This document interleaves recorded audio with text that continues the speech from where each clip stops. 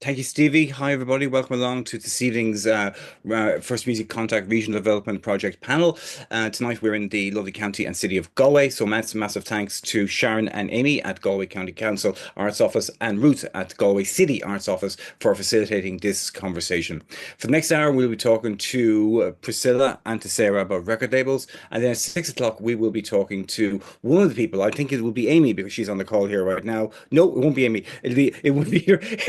That was a very fast head nod there, Amy. Jesus Christ. Okay, so it won't be Amy. We'll be talking to either Roots or Sharon about basically the services that are on offer from the Galway sector, the Galway Arts Office for musicians in the Galway area, both financial and non-financial. And then we'll be kind of opening it to the floor just to get some kind of like a feeling from people, a vibe from people about the proceedings. So what I'm going to do right now is start the record label proceedings of the night by asking Sarah to say hello. Tell us what she does at Ruby Works and basically how she ended up in that role.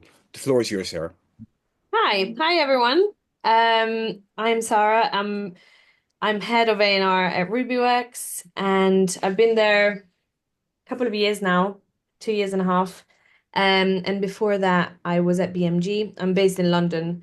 So yeah, I started my career in music at BMG as an intern, now almost 8 years ago.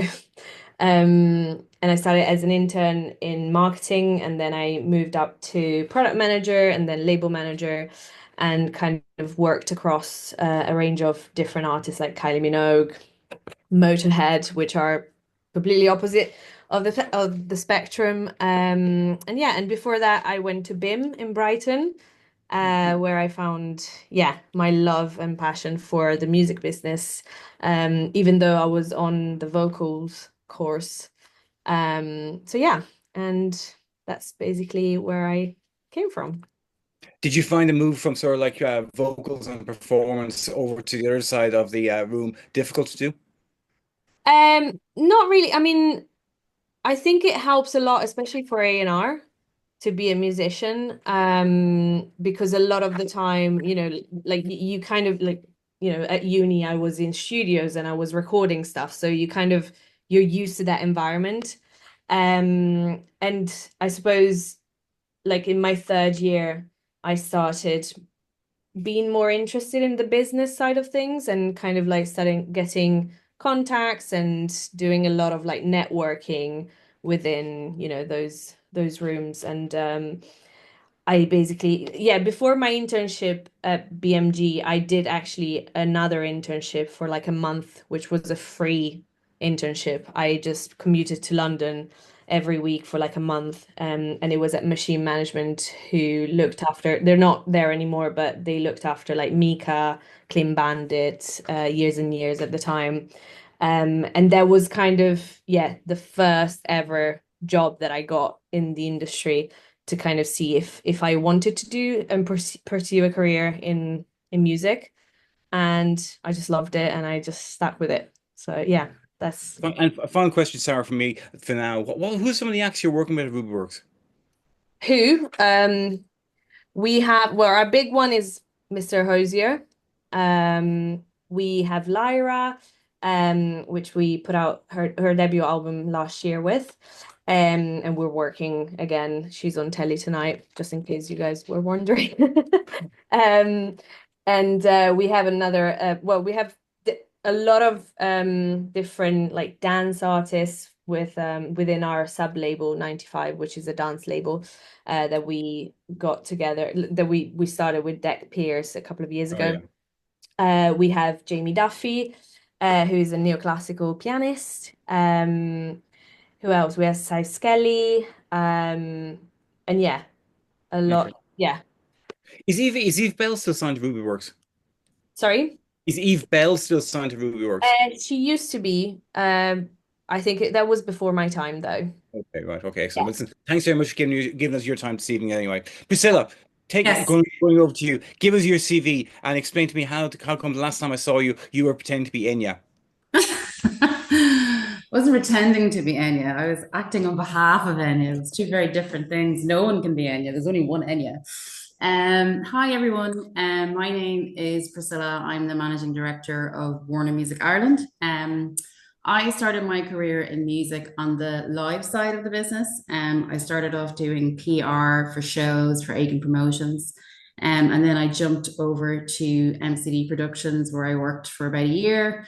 I got really excited and interested in working in music via the live side. And when an opportunity arose to go and work for a record label, I jumped at it because I just really wanted to be a much more prominent part in an artist's journey, and that's when I started my career at Warner Music. I started in the promo department, plugging away at radio and TV and print. Obviously, the landscape of music has changed dramatically. I've been in this company now for about 16, 17 years, and jumped into marketing, jumped into digital, and then eventually I took over the company just about 3.5 years ago. In terms of artists that I've worked with over the years, on the international side, I suppose our biggest ones are like Ed Sheeran, Dua Lipa, Bruno Mars, Benson Boone, Teddy Swims. I mean, the list goes on. In terms of Irish artists that we've worked with over the years, obviously the lovely Enya, and also the lovely Cores. And then I think, I don't know, maybe some people on this call know or don't know, but we're also working with an amazing band at the moment called Amble. And we work with another artist called Moncrief. And New Dad, who are from Galway, are also signed to Atlantic, which we work in Ireland. So yeah, lots and lots and lots of Irish stuff, which is great, which is what I want, you know. Okay, so as managing director, like, I mean, is your job kind of like, I mean, now more on the min side, or like is there still that kind of like, I mean, the kind of like the creative side in terms of the A&R functions, the marketing functions, things like that? Yeah, I mean, I thought when I got to managing director, I could just, get a golf club and start going out and start playing golf all day. But unfortunately, that is not the case. No, I mean, I'm really very, we're a really small team. Like at the moment, I think we've got about 8 or 9 people in the company. And so everyone really works incredibly hard. Some of us have dual functions, and we have a digital department, a sales department. I work A&R with another colleague of mine, but I'm pretty much across every single facet of the business. And, the team upstairs will tell you when they hear me coming up the stairs, they know I'm coming in with another harebrained idea that they're going to have to try and make. Either bat me down and go, we can't do that, and go, oh, well, possibly we might be able to make that Yeah. happen. So, yeah, no golf clubs for me just yet, Okay, brilliant. unfortunately. That's great. That's great, sir. Really appreciate you being on this call as well. So, just some housekeeping for myself for the participants. If you've any questions, there will be time for a Q&A at the end. But if you have any questions while we're talking, just put them in the chat field and we'll get to them there as well. So let's kind of like, I mean, look at Sarah, you alluded to it there, like, how much the kind of like, I mean, the music landscape has changed, but yet the record label is still part of the kind of like the equation. And this is something that you like, when you started out at Warner Music 17 years ago, that you were probably thinking to yourself, are we going to be around? What do you attribute the fact that you still got record labels to? Well, I think it comes down to hard work, and I think it comes down to passion. I think it comes down to the artists that we work with. I think it comes down to the artists that we want to work with, and I think it comes down to the creativity. Also, I mean, I know I'm coming from the major side, and I know Sarah's probably coming from the indie side, but a label function is still the same label function across any label, really. And that is to build an artist profile, build an artist career in their home market, but also globally. And I feel like that's sort of, I don't really, I know there's a kind of a difference between majors and indies, but I think we all have the same end goal.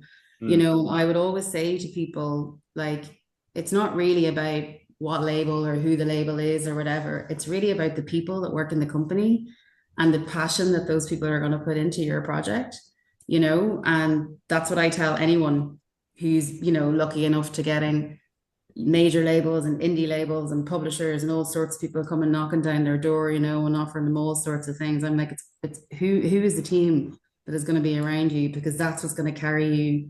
That's what's going to carry you through for your career, And I think majors, obviously, it's funny that you would say that, because my finance director would still come down to me on a regular basis and go, we won't be here next year, you know, and he's been saying that to me now for about 16 or 17 years. So, and when he comes down to me now, I'm like, okay, Pork, no problem. Have a nice evening. Bye bye. You know, I Yeah. think like any label, I think, you know, we've had to evolve along with the changing times. Like I came from a time when, you know, we were still sending out watermark CDs. Jim, I would have sent many watermark CDs to you. You know, I went and I had a baby and I came back and it was all about streaming and Spotify. And, you know, we just have to evolve with the changing times of the music industry. And it is such an evolving industry. Like you really just have to be like, you're kept on your toes because what's going one day might not be the same the next, you Yeah. know? Yeah. So Yeah. Okay, that no, that's a really good answer. It's really, but there's something you said there that I want to ask Sarah and bring her in on that, and that's the importance of a team. You know, from your desk at RubyWorks in terms of A&R, when an act approaches you, you know, what are you looking for with their team to start? Like, we're going to we're going to assume certain things now from both of you, that the band have killer songs, the band that you've got a passion for the songs. So that's a given. But in terms, Sarah, of the team, what are you looking for around the band with a band in terms of their team?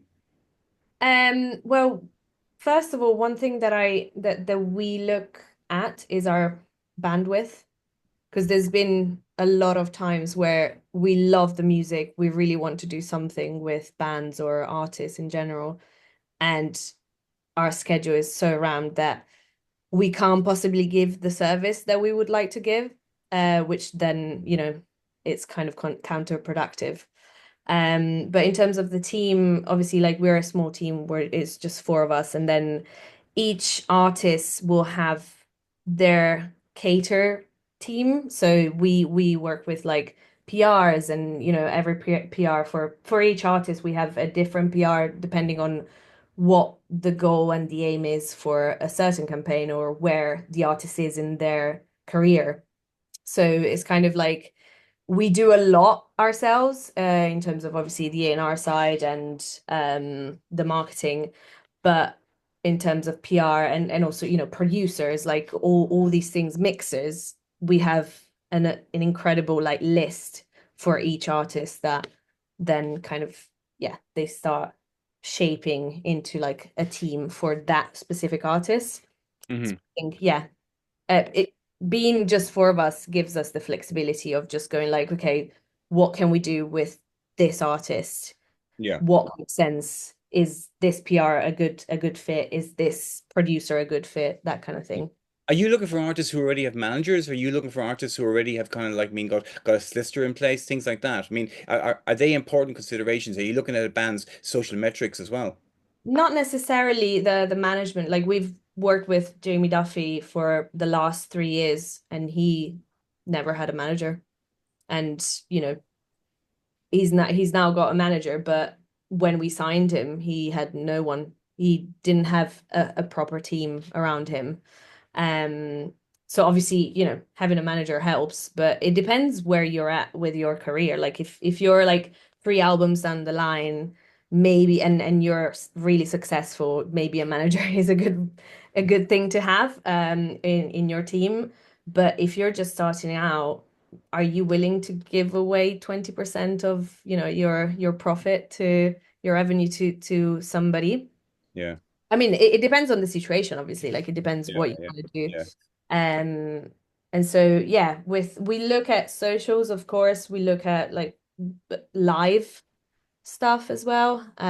Just because, you could be an amazing musician, but then kind of the live stuff doesn't happen, or you're not you. I don't want to be like, So you know. what you're saying is live often trumps your TikTok friendliness in many ways. Yeah, because there's some situations where you have a hit on TikTok, but then you can't sell tickets. So it's like you look at socials, but you also have to look at the bigger picture, I think, for an artist, before signing them. Because yeah, it could be, yeah, TikTok hit, but then can't sell tickets, or like there's work to be done there on the Yeah, live stuff. And yeah. obviously charisma and talent, if you don't have those, it's a bit hard to be signed, I guess. So let's go to the Warner Music Ireland office then. I'm not sure where it is these days, but like you've got a roster there. Georgia Street, so Georgia Street, Jim. Georgia, okay, it's Georgia, right? See, I like that. I'm so removed from it now. I don't know where you are anymore. So you're basically there, and you rattle off a load of acts, kind of like earlier on. You work with, the kind of like the sort of like the pin-ups like Enya and the Cores, the international acts like Fred again.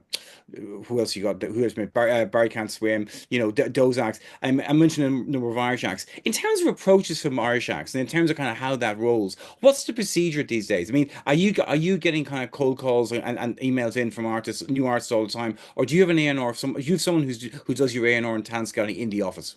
So Ireland is a unique place, and I suppose because I've literally been in this industry for maybe too long, so long, I know an awful lot of people within the music industry, and especially the last 3.5 years. Like obviously, I work really closely with Angela and First Music Contact, and we go to Ireland Music Week every week. And we started an access program there last year where we've been mentoring about 6 acts through that. Yeah, I have a colleague in the office who, her term is A&R analyst. And so, we're always sort of looking and scouting for new Irish talent, whether that's somebody that pops up on TikTok or whether somebody recommends. I get an awful lot of recommendations from people. And I get cold calls, I get emails. Sometimes I'm like, how did you get my Gmail? I have no idea who you are, but they find it and they send it to me, and like the one thing I will say is that, Ireland is just an absolute, the buzz of music here is insane. Like I regularly wake up to an email from an A&R person within the company that I've never heard of about an Irish band that I've never heard of, and it's just so fruitful at the moment that and a lot of the eyes are on Ireland and are on Irish acts. And so you'll have seen a lot of acts getting signed, across all different types of labels in the last 3 to 5 years. So, it's kind of a mixed match of things as to how we find artists. And then, similar to what Sarah said, that there's certain things obviously that, maybe they might not have a manager, but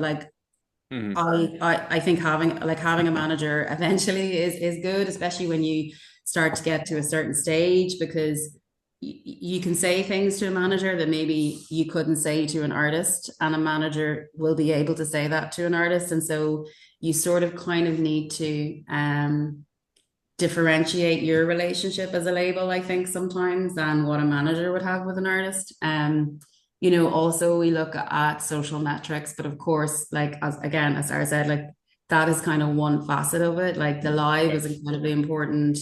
And being savvy on social media as well is incredibly important. And I know it can kind of be sort of a taboo subject. And I know that there is an awful lot of pressure on artists these days. They feel like they have to be a content creator and a videographer and all these sorts of things as well. But it is incredibly important, and it's a space for you to be able to build your own community and to build your own fandom.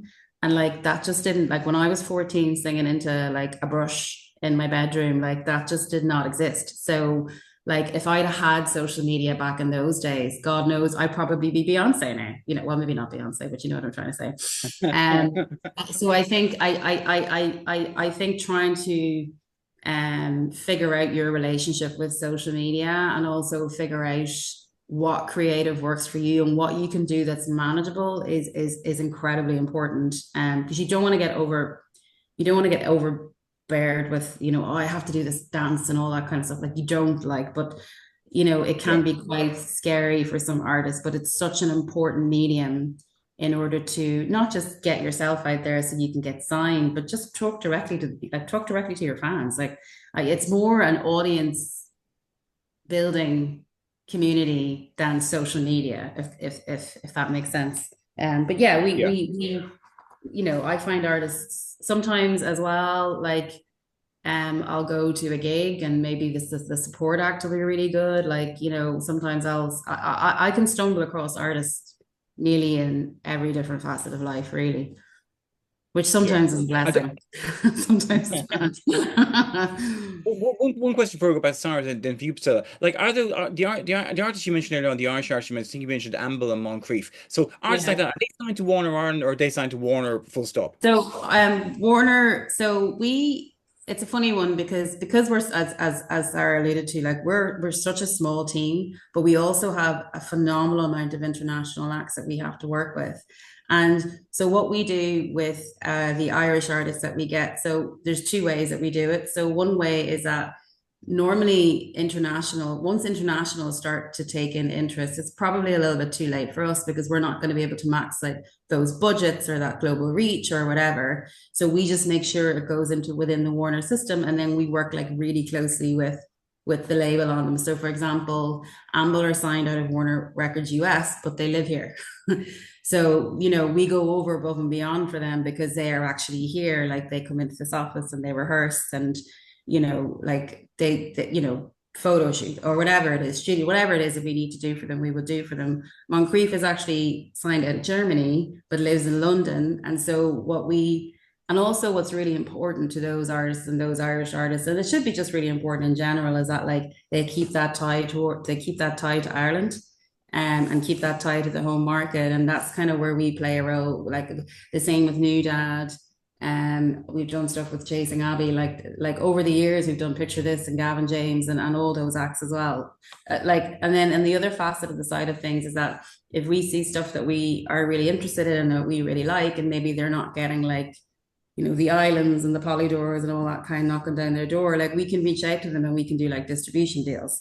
And so we would kind of bring them in that way. And then, for example, we have an artist at the moment called Amy Michelle. She comes through distribution. We've been working with her for a couple of years, and we put out a EP from her last year. So we kind of are a bit twofold in it. Like we recognize that we're small, but we're also, small but busy. And we recognize that our sort of contribution is to make sure it's more important for me to make sure that Irish artists get profile and to get built and to get pushed than having to go, they're mine, I find them, it's all Yeah. me, put my name in the Grammy, like that's not what this is about. And then we kind of like act as sort of like an incubator then for the kind of the smaller ones that are kind of like we see something in, and like a lot of A&R is like personal opinion as well. Like, and I think that's really important Yeah.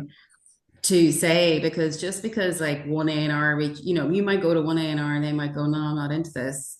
But then you could go to somebody else and they could be like, this is the greatest song I've heard in my entire life. So it's important to kind of like recognize that different A&Rs have different tastes and different genres. And so, Yeah. I mean, Right. you're an A&R, so I'm That's sure, a good, you're yeah, the same.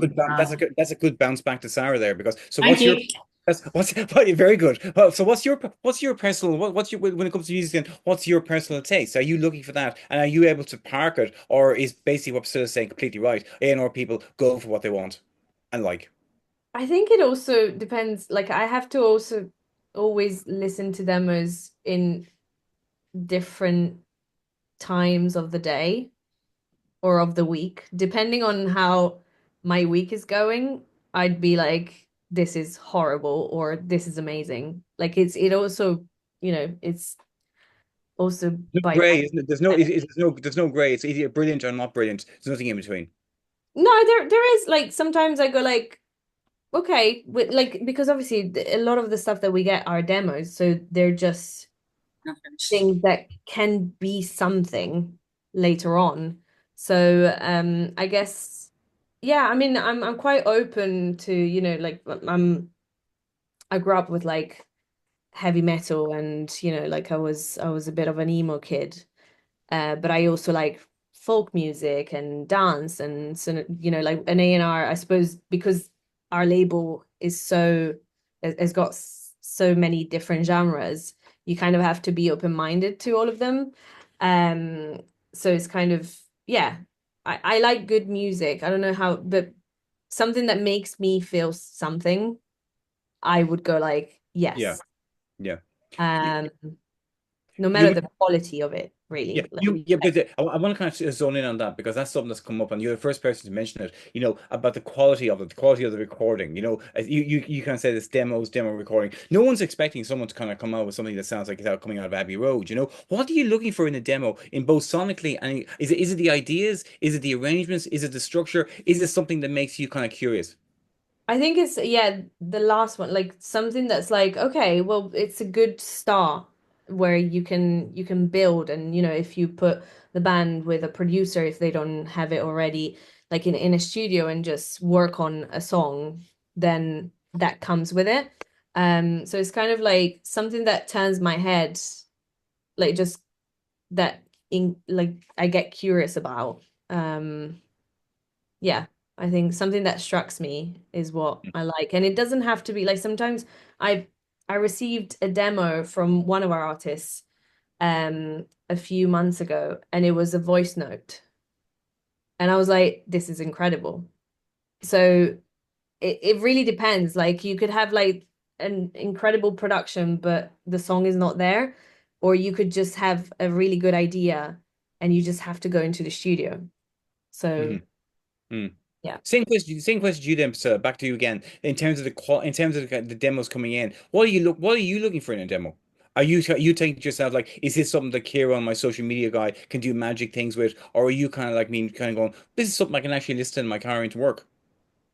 Yeah, you see, that's why I'm like, it can be quite, because it is, if I listen to something and as Sarah said, like if I feel something or if I get hairs that stand up at the back of my neck, or if I go, this is a fucking bop, do you know what I mean? That to me is, and like, I'm not like, I know I've been doing this for 18 years or whatever. I would still never call myself an expert when it comes to music and musical taste. I think it's such a personal experience. Like nothing annoys me more than when somebody goes, I can't believe you like that band, because it's like, well, that's my like, I like that band because that band makes me feel something.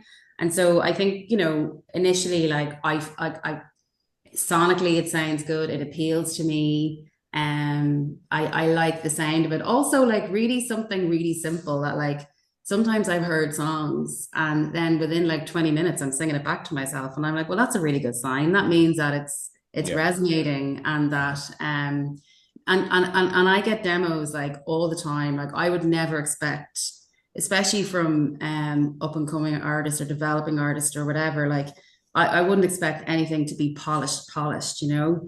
And as Sarah said, even if you hear something in a demo that you can build upon, like, that's really exciting because you're able to kind of go, oh, I can put you with this producer, or I know like whatever. And then I know Kieran did this is the other side of it as well, which I think is really interesting. I know some of you may have been on with Kieran, who's our social media and audience strategist, and he's brilliant. And when it comes to like, demos, like use your platforms to test them out. Like, chuck them up on TikTok and be like, oh, I just did this song and I'm just trying to figure out whether I like it or not. Like that's why it's so important to build your audience, because you can use that audience then to kind of test out what Yeah. works and what doesn't. Because, and a very wise person said to me many years ago, he was like, look, we can do whatever we want in here. We can make the greatest song ever possible. But no one really knows until you put it out into the world how it's going to do. It's 50-50. So, but that was back then. Now you can kind of test it and you can kind of have an idea. You can go, oh, well, actually, I put this up and it's starting to kind of go and these people are starting to share it and stuff like that. So, I think sorry, I've waffled so far now that I'm not even entirely sure what the question was, but I hope I You answered. answered it. Yeah, you answered the question. Okay. So brilliant. Look, Okay. Brilliant. so this is a question. This question for Bodie, but I'm going to start with Sarah on this one. So you heard your a demo comes into your office. It's from an act called kind of like Purple Cat, right? So the Purple Cat demo comes in. You hear something in it that, to quote yourself, that makes you curious. What's the next step? What's the next approach? What happens then? I usually ask if they have more. Yeah. Exactly. Twin, exactly. Just because, yeah, you want to hear more, you want Yeah. to know if that is just a one-off, or if like there is more gold in their archive, you know? Yeah. Yeah. So yeah, I usually ask for more. Okay, so they sit Purple Cat's in more, and they see you. You're kind of going, "There's something here. What happens next?" We can start talking Yeah. and like just talking to them and just say like, what do you what would you like to do? Because, some artists might want to headline Wembley, or, some artists might just not want to do that, or it's about kind of the expectation of an artist.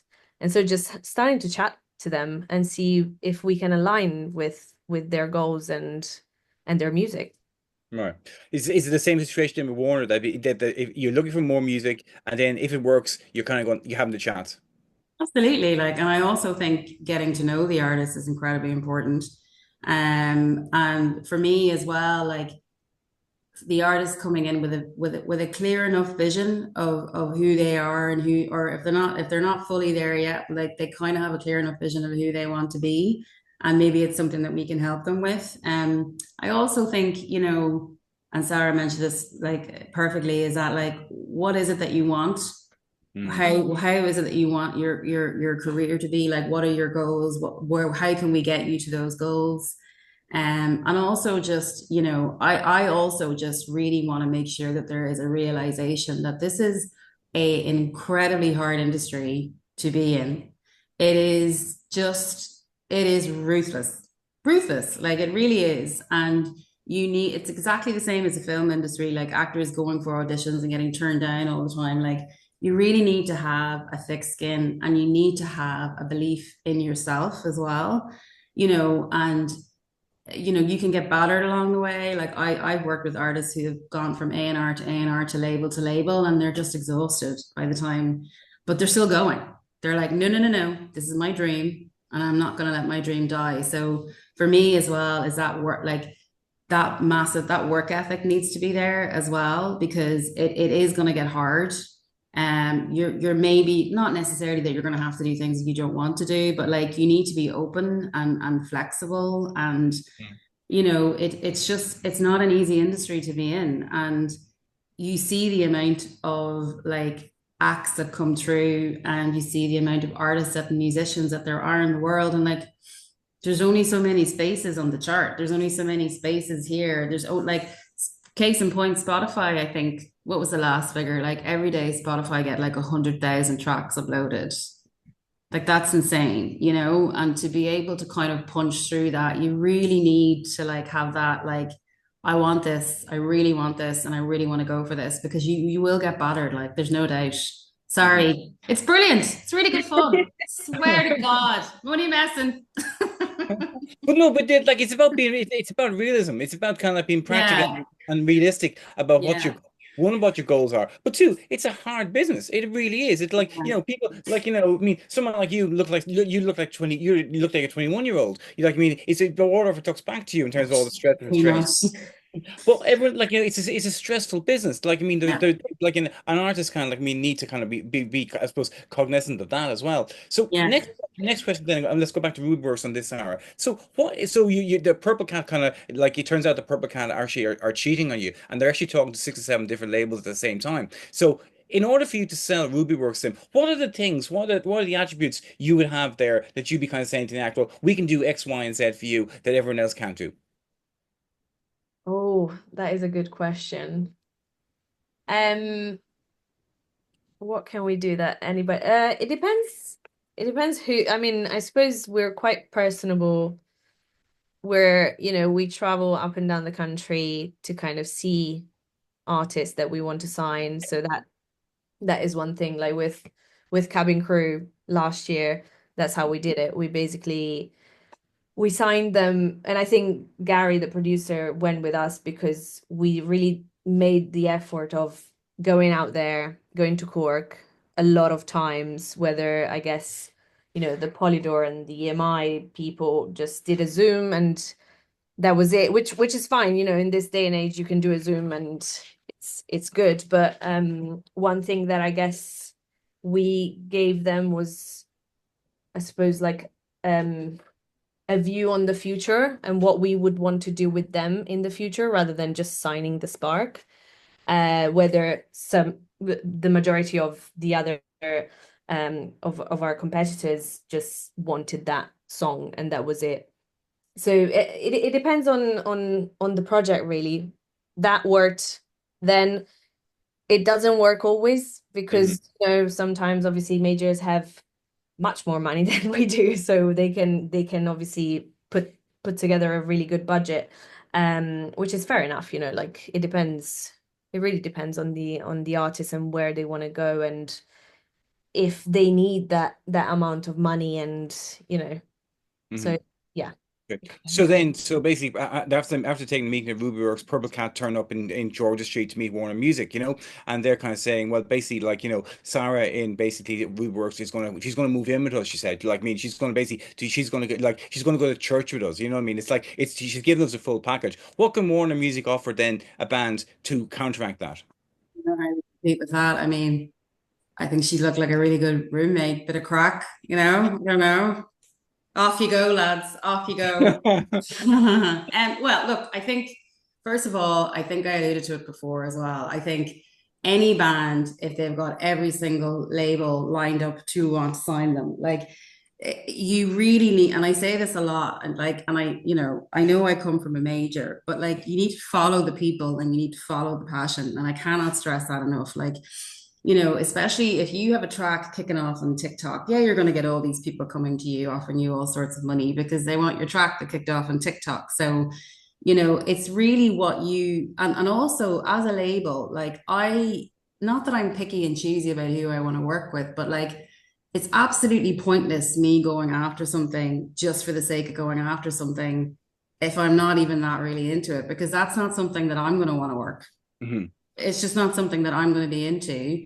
And it won't last. It just won't last. So usually in a situation where Purple Cat has, all these labels lined up for them, if they come in and they meet us and they meet the team and they like the team, and or maybe they might, like seen something that we've done before and go, well, we really like that thing, that idea you did with Moncrief, or we really like that thing you did with Teddy Sims in the pub, or we really like these artists that you work with. And a lot of them, like I've had a couple of artists come to me because they wanted to work with Getz. And I'm like, well, I don't know him, but like I'm sure I'm in touch with somebody who does, So there is an element of that as well. But like also, especially now in the age of social media and TikTok and data and the fact that everybody is looking at everyone, like the most important thing is that you choose the right partner for your career, right? It's not about like, oh, I just got £5 million from Polydor and I'm off. I'll see you later. Like,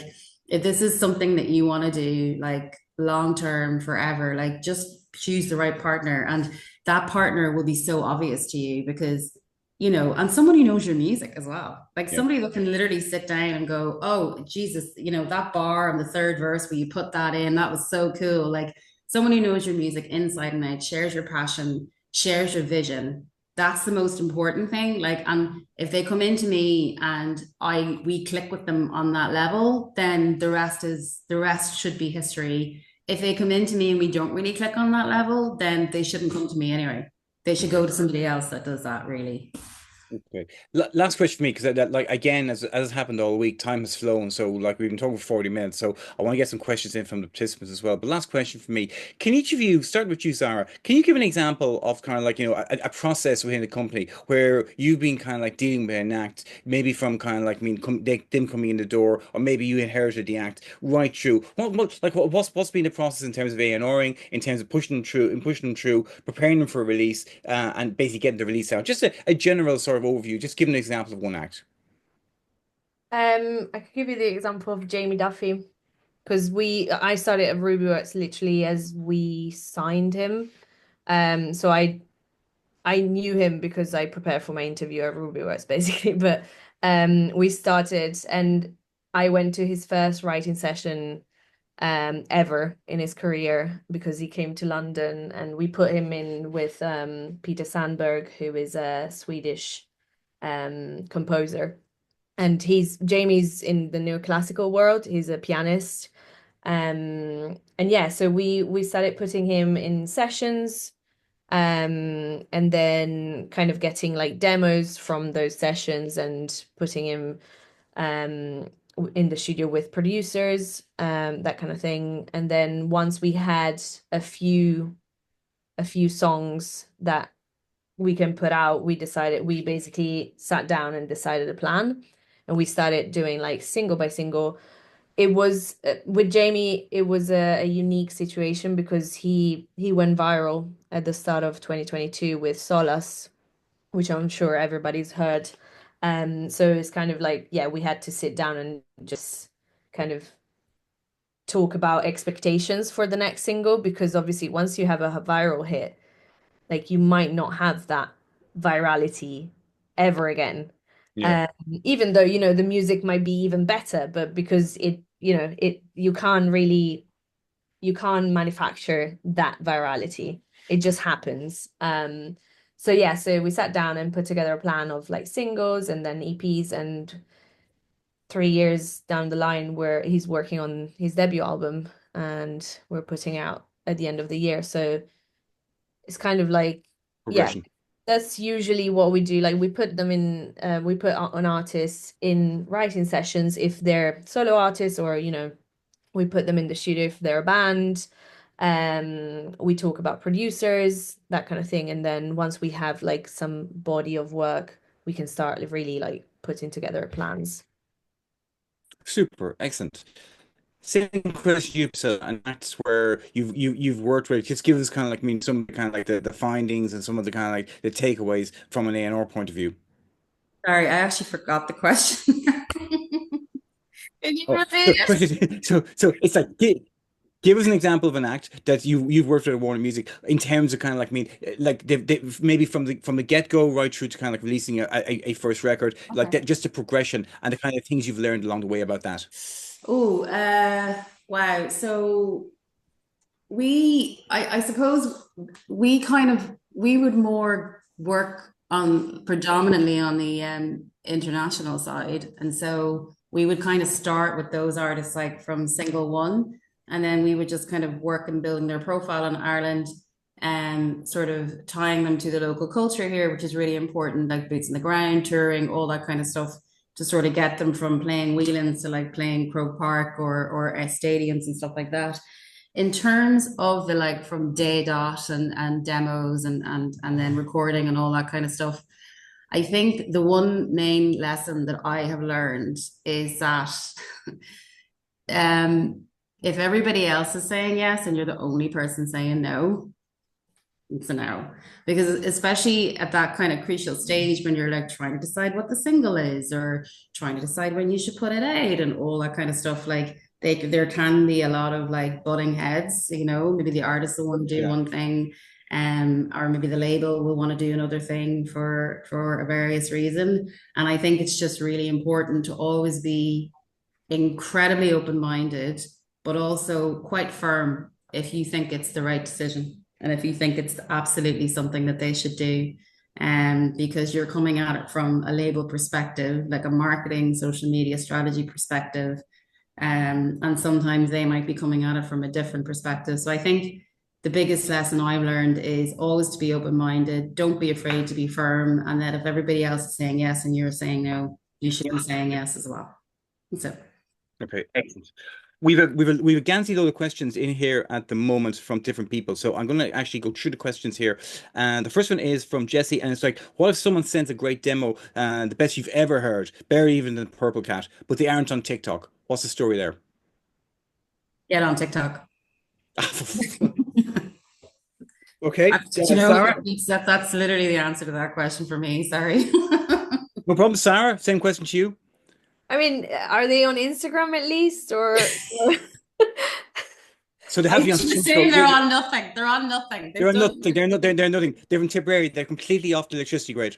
that is so hard. Like we're in 2025. Like I hate to say this, but but I know there's a lot of pressure on social media, and you're a musician, you shouldn't just do TikToks every single hour of your life, but it's kind of a given nowadays.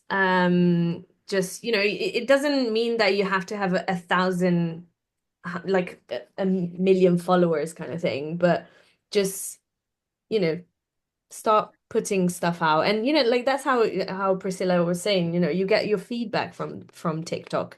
It's such a powerful tool, I think, to have, especially TikTok, because Instagram is a little bit more restrictive in terms of like reach.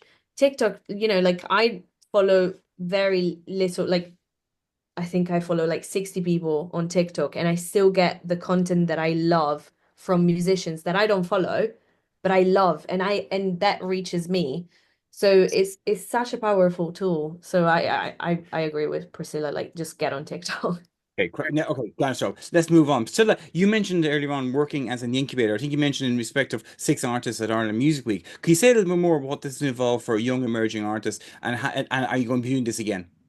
Oh, sorry, that's an access program Oh, that okay. we're running. So basically, we started it. Yeah, I think we probably will run it again. This is the first year that we did it. We have 6 acts that come in once every 6 weeks, and we've run six. We're running 6 different modules. The first one was the lovely Kieran, who did social media. The second one, we brought a couple of A&Rs over from the UK, and they sat with the acts and listened to their music, and then give them feedback.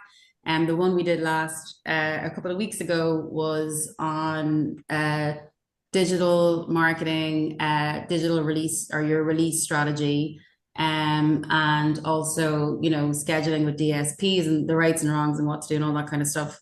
And then the one we're doing in the 11th of June is going to be focused around publishing and sync, which we're getting guest people in for. So that ran via Ireland Music Week. There was a group of kind of independent judges in collaboration with ourselves that decided who the 6 acts should be. But we've had a ball doing it, and we've met some incredible artists, and it's really something that I wanted to start because what I noticed was that there was a huge amount of Irish artists, like even doing things like this. It's just mainly it's about education, and it's about giving artists the tools to be able to kind of because Sarah's got 4 people, I have about 8, but like we can't sign everybody. It's not possible. And so it's about giving people the tools and the education so they can at least start stuff going themselves. Cool. But yeah, if you're it's basically Ireland Music Week acts. So if you're in Ireland Music Week, then you have an opportunity to be considered for the mentorship.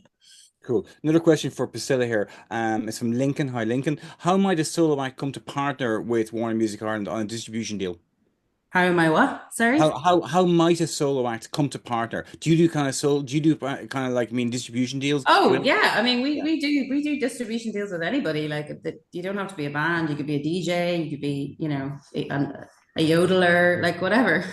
Like as long as it's something that we are passionate about and that we are interested in, and it's music that we really want to work. We partner with anyone. Okay, excellent. And then there's another question here for Priscilla. And actually, yeah, and actually, I'm going to get yeah. This is a very interesting one actually, and then it's from John Dog, and actually it's both of you. Have you ever signed anyone over the age of 50 asking for a friend? I haven't ever assigned anyone over the age of 50, but it definitely does happen. I mean, many years ago, we worked with an incredible artist called C6 Steve. Yeah, Jim, you would remember him. I Like remember he him. Yep. was just blue grassroots, and he was so incredible. He ended up getting signed to Warner Records, and it's honestly in this day and age, I think anything can possibly happen, but it literally depends on the music that you're putting out and all the other things that we just spoke about on this call. I would never say never. Cool. And then same question to you, Sarah, as well. I've never personally signed anybody over 50, but I worked with a lot of old bands at the time of BMG. Um, and one thing, yeah, I mean, never say never. I don't think if the music's good and you're pushing it on socials, that kind of thing, you're getting gigs. I think why not? Hmm. Hmm. Okay, and then where are we now with that question also takes care of Charlie's question as well. And basically, this is a recap. It's kind of like it's something I suppose this is a continuation of something that Sarah said earlier on, and then Priscilla jumped on this as well. It's like it's I suppose it's a good way of recapping things and ending it. And it's a question from Kira. It's like, what makes you want to sign an artist in the first place? Sure. Oh, you go. Actually, either one of you, yeah, Sarah. I'm gonna keep thinking. You go, Sarah. Okay. Uh, um, I think the buzz around them always helps. If there is a bit of a buzz, wherever they're from, for example, it doesn't have to be a whole country being behind them, but it can be, just in Galway or, um, a buzz and obviously charisma, talent, just somebody who can draw me into their music easily is usually what attracts me. Okay. Same question to you, then, Priscilla. What attracts you to an act in the first place, Simon? Yeah, I mean, definitely the music first and foremost is the most important thing. I definitely would like to see them play live as well. I think that's, touring and playing live is such an incredible it's such an important facet to build like your audience and your fandom. And so being able to stand up and do that quite confidently is important to me as well. And also, as I said before, work ethic. I do think you need like being somewhat social media savvy. I feel like every time we say it, we feel like we shouldn't say it, but like the reality is you should be social media savvy in this day and age. Or if you're not And social media savvy yourself, get someone else in to pretend they're you and be their social media savvy. yeah, like lean on your mates or, I mean, like just get on it.